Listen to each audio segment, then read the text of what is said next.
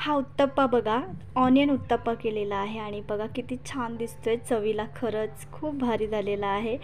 डाळ तांदूळ घरीच भिजवून मी हा उत्तप्पा तयार केला आहे. नाश्त्याला अप्रतिम असा हा उत्तप्पा झालेला आहे. तुम्ही जर बनवायचा विचार करत असाल तर नक्कीच हा व्हिडिओ बघा आणि मस्त असं उत्तप्पा तुम्हीसुद्धा बनवा. सोबत याच्या चटणीसुद्धा मी करते आणि चटणीसुद्धा खूपच भारी झालेली आहे. एकदम नरम मऊसूद बनतात आणि चवीला खरंच खूप छान झालेले आहेत. तर चला या रेसिपीला आपण सुरुवात करूया. नमस्कार, मी सारिका या चॅनलवर तुमचे खूप खूप स्वागत करते. मी ते सर्वात आधी आहे ना तुम्हाला तांदूळ दाखवते. घरचे तांदूळ जे मी नेहमी वापरते ते तांदूळ आहे आणि हा जो तांदूळ आहे कोलम राईस आहे. तर मी दुसरा माझ्याकडे रेशनचा नाही आहे त्यामुळे मी तोच वापरते. यासोबत मी उडीद डाळ घेतलेली आहे, अर्धी वाटी उडीद डाळ घेतली आहे. आता हे तांदूळ आपल्याला भिजवायचे सर्वात आधी तर एका भांड्यामध्ये मी हे तांदूळ काढून घेतलेत. हे एक वाटी तांदूळ मी या भांड्यात ओतून घेतले आणि स्वच्छ धुवून घ्यायचे. बघा, चांगले 2 ते 3 पाण्याने मी हे तांदूळ धुवून घेते. तांदूळ धुवून झालेले आहेत. आता याच्यामध्ये पाणी घालायचं. गरजेपुरतं पाणी, तांदूळ बुडतील असे व्यवस्थित त्याच्यावरती जास्तीचं पाणी घालायचं आहे. आणि त्याच्यामध्ये ना थंडीच्या दिवसात किंवा पावसाळ्यामध्ये पण पीठ फर्मेंट होत नाही, आंबत नाही, त्यामुळे थोडेसे ना मेथीचे दाणे घालायचे. अर्धा चमचा घातला आहे. आता हे बाजूला ठेवून देऊया. डाळ भिजवण्यासाठी इथे मी दुसरं एक भांडं घेतलं आहे. अर्धी वाटी उडीद डाळ या भांड्यात मी ओतून घेतली आणि ही डाळसुद्धा स्वच्छ 2 पाण्याने धुवून घ्यायची. इथे डाळसुद्धा धुवून झालेली आहे आणि ह्याच्यामध्ये पाणी घालायचं आहे. आता हे डाळ तांदूळ आहे ना संध्याकाळी मी 5:30ला भिजायला ठेवायला घेतलं होतं. आता रात्री मी हे डाळ तांदूळ वाटायला घेणार आहे. एक 6 ते 7 तास भिजवून घ्यायचे व्यवस्थित डाळ तांदूळ. आता बघूया आपण. डाळ पण बघा चांगली भिजलेली आहे. रात्रीचे 11 वाजलेले आहेत. जवळजवळ 5 ते 6 तास ही डाळ भिजलेली आहे. आणि आता मी सर्वात आधी या मिक्सरच्या भांड्यामध्ये डाळ जी भिजवलेली उडीद डाळ ती वाटून घेणार आहे. आणि याच्यामध्ये जे पाणी होतं डाळीमध्ये ते ओतायचं नाही, ते वापरायचे वाटताना. आता इथे बघा बारीक अशी पेस्ट जी असते बॅटर डाळीचं तयार करून घ्यायचं आहे. बघा असं एकदम स्मूथ असलं पाहिजे. आणि इथे डाळ माझी वाटून झालेली आहे. सगळी डाळ वाटलेली मी या भांड्यामध्ये काढून घेतली आहे. डाळ वाटून झालेली आहे आणि हे बघा अशा प्रकारे स्मूथ वाटण झालं पाहिजे, वाटून झालेलं असलं पाहिजे.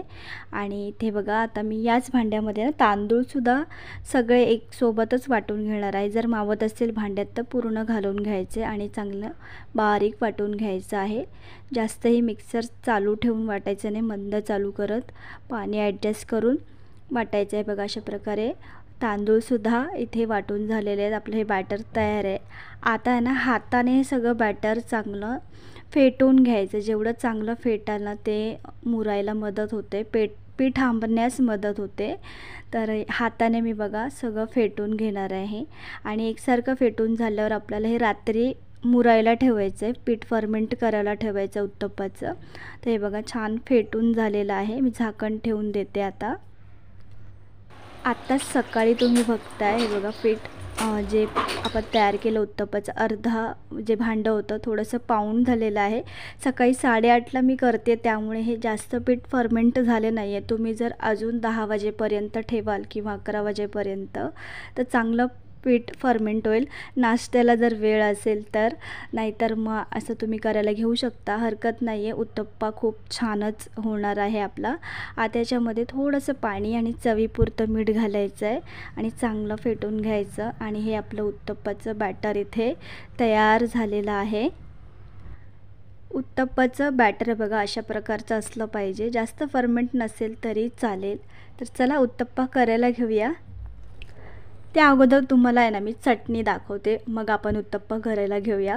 इथे मी अर्धी वाटी नारळ आहे ते खोबरं चांगलं कापून घेतलेलं आहे तुकड्यांमध्ये आणि थोडेसे शेंगदाणे भाजून घेतले, खूप कमी घेतले, जास्त नाही घ्यायचं. तर शेंगदाण्याचाच त्याच्यामध्ये सुगंध येतो चटणीला, थोडेसे कमी घ्यायचे खोबऱ्याच्या तुलनेत. आता एका भांड्यामध्ये हे खोबरं आणि शेंगदाणे, 2 मिरच्या छोट्या छोट्या आणि 2 लसूण पाकळ्या कोथिंबीर घातली थोडीशी, एक मूठभर, चवीप्रमाणे मीठ आणि याच्यामध्ये थोडीशी साखर घालायची नावाला आणि चांगलं वाटून घ्यायचं मिक्सरला।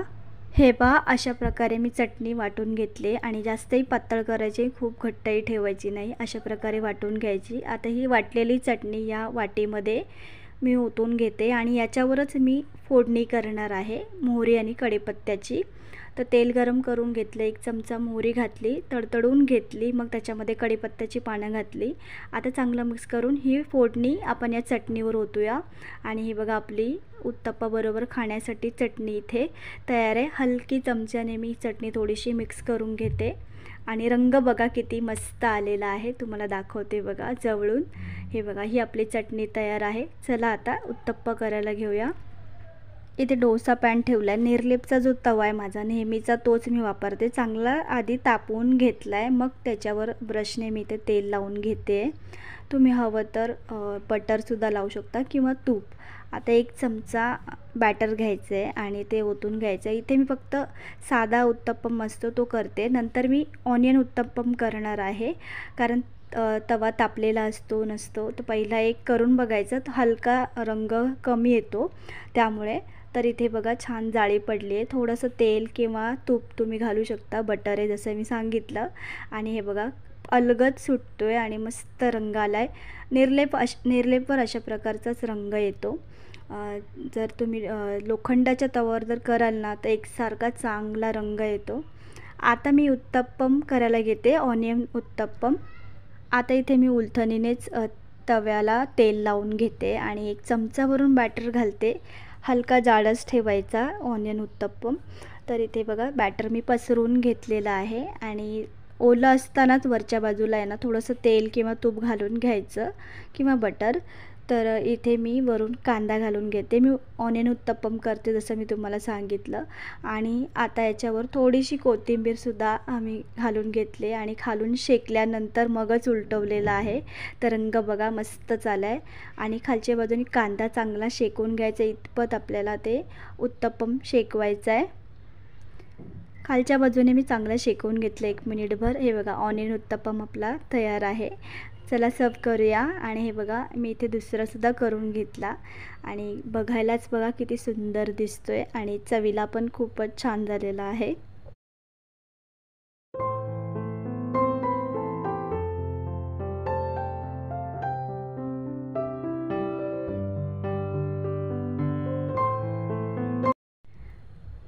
अशा प्रकारे मी नाश्त्यासाठी आज हा ऑनियन उत्तप्पम केला होता। तर हे बघा मस्तच झालेला आहे आणि किती नरम आहे, तुम्ही बघा सॉफ्ट झाला, एकदम मऊसूत झालेला आहे आणि चवही खूपच छान लागते या ऑनियन उत्तप्पमची।